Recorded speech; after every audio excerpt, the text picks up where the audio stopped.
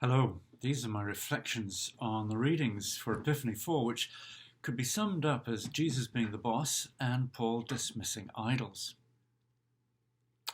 But I'm going to start back in my childhood because this is what kept coming up in my mind as I was reading these. When I was about 10 years old, I was given my first bicycle for a birthday present. My mother had always told stories of her years cycling around the northeast of England with her friend Valerie. They stayed in youth hostels and enjoyed the wartime lack of traffic. She loved that time in her life.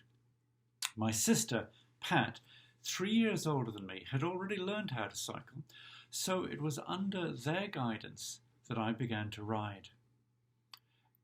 It was clear to me that pedalling was going to be important, and I found that it was not automatic that your feet stayed on the pedal. One foot or another would fly off. Holding the handlebars was also important. These, I thought, were like the car steering wheel that my father always held onto when we travelled by car. I had, by that time that I stood by my new bike, I had that all worked out. I was on the road with my mum and Pat, and I had a collection of theories about what needed to be done. My first journey was about 2 feet before I fell off. The road was quite flat and a quiet dead end, or a cul-de-sac, as they say in English. The idea was that you had to be moving before your feet came off the ground.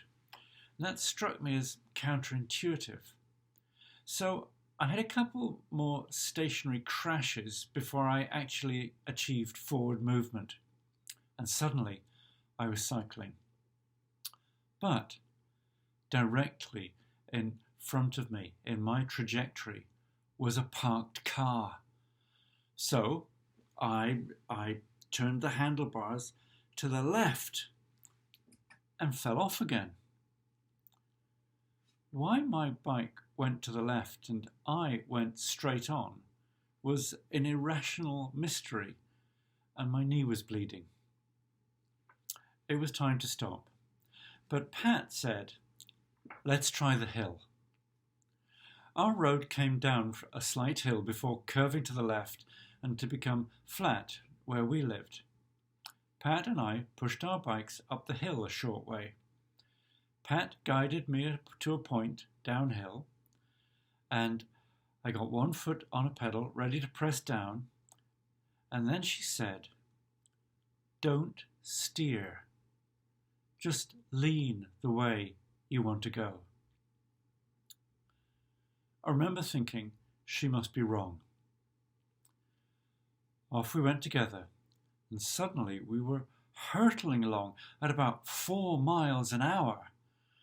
And the curve was just beginning, and I thought, "Turn, turn!" But somehow Pat's words won out. I leaned into the turn, and the front wheel miraculously turned the bike the way we had to go. It made no sense. I didn't understand. We did it again. It was brilliant. A mystery and a truth. I have delighted in cycling ever since and have never been without a bike, thanks wholly to Pat and my mother. Thinking things through, making rules, having structured patterns to control the world is deeply appealing. St. Paul, in his visit to Corinth, found a small group of Christians, mostly of Jewish background. Rule-oriented, they struggled to keep one set of rules in a pagan city. Temples were effectively the meat shops for the community, and I mentioned that last week. In at the front for sacrifice to Zeus, out at the back as a leg of lamb or chops for the barbecue at $20 a pound. If you wanted to eat meat, it would have been sacrificed to another god. But new followers of the way of Christ couldn't get past the idea that they were involved in idolatry. The meat somehow belonged to Zeus. You were being unfaithful. There was a logic to this, like the logic of turning the handlebars or turning the steering wheel of a car. But Paul had already seen through the rules he used to teach. He wanted to teach a way to the simple, intuitive heart of faith. There isn't really a Zeus. There is only one God. Lean in towards God and trust in faith. Rules are always going to tip you over. But if you can grasp the hope, the faith, the kindness and love, then things that rule by laws that try to militarize, you can let go of. Let go and trust in the faith that God has got you. Then you can lean and curve around the bumps and potholes of life, trusting that the bicycle of faith will get you home safely. Jesus experienced this when he taught in synagogues.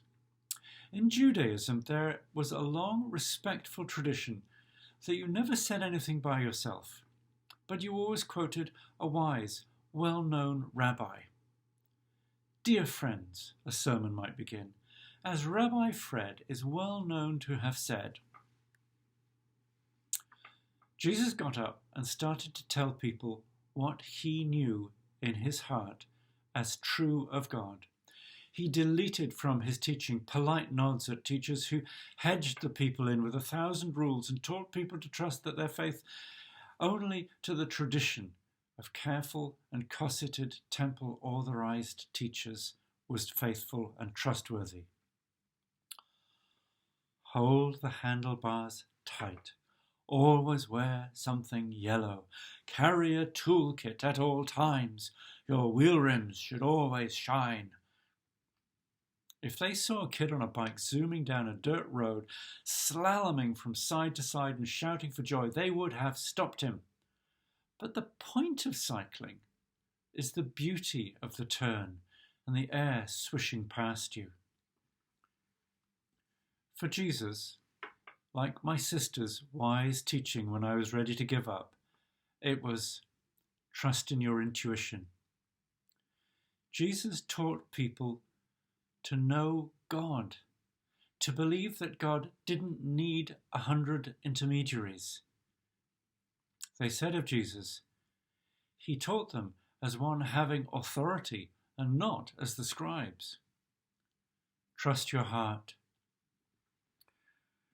For you, on a bike, it is the slope, the curve, the slog up the hill, and then the wind in your hair and the joy of the city sliding behind you, the breathlessness at the end, and the smile that will not go away as you walk in the door, with a grateful backward glance at your bike resting quietly.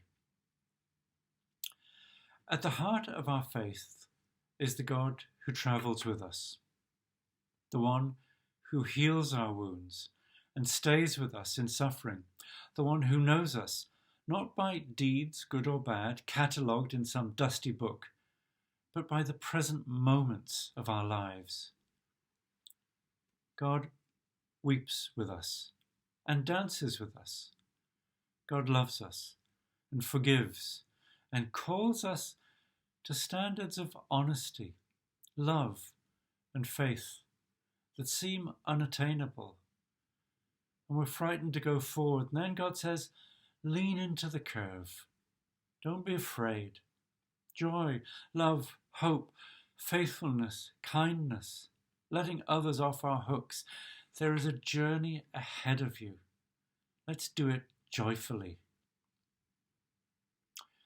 These are the techniques of spiritual cycling, or cycling spirituality. Trust your intuitive lean into the curve, into the strength of the Spirit to hold you. And then, why not? Take your hands off. Just trust and smile.